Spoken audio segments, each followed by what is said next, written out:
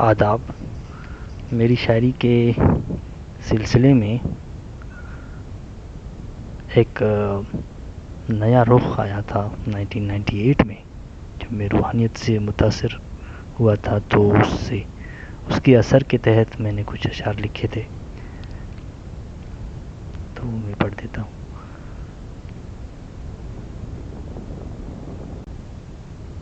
انا الہ و انا الیہ راجعون۔ تو کہتے ہو مگر نہیں غور کرتے اپنے کہے ہوئے الفاظ پر، قول و فعل کا کتنا تضاد ہے تم لوگوں میں، پھر کہتے ہو کہ ہم ہی ہیں حق پر۔ ایک گھونٹ چاہیے مجھے پینے کے لیے ایسا، ایک گھونٹ چاہیے مجھے پینے کے لیے ایسا، جسے پینے سے ہو سمندر پینے کی ہوس پیدا۔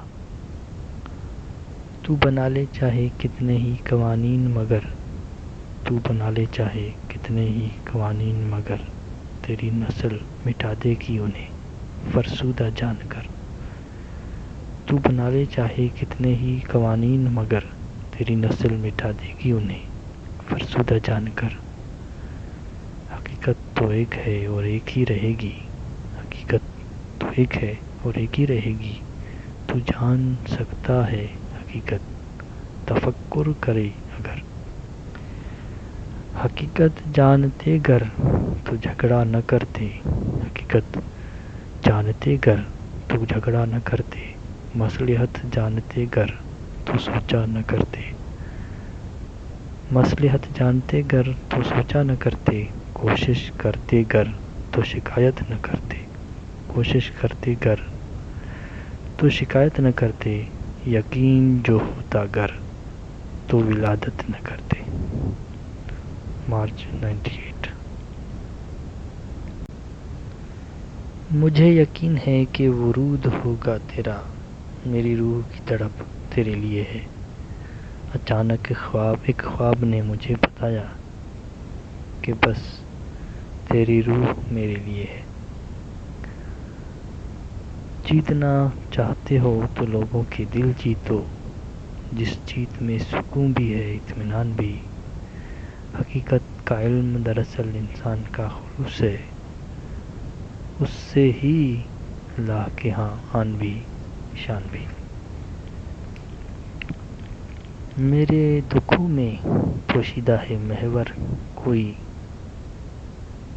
میرے دکھوں میں پوشیدہ ہے محور کوئی، شاید یہ لذت اسی کی وجہ سے ملتی ہے مجھے۔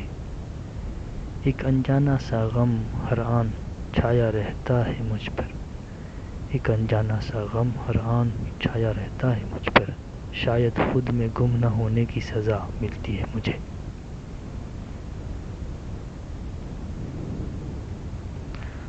اور یہ شعر ہے کہ خوشی کے دو پہاڑوں کے درمیان دکھ کا راستہ ہے، خوشی کے دو پہاڑوں کے درمیان دکھ کا راستہ ہے، اور دکھ کے راستے پر پھر خوشی کی ایک رکاوٹ ہے۔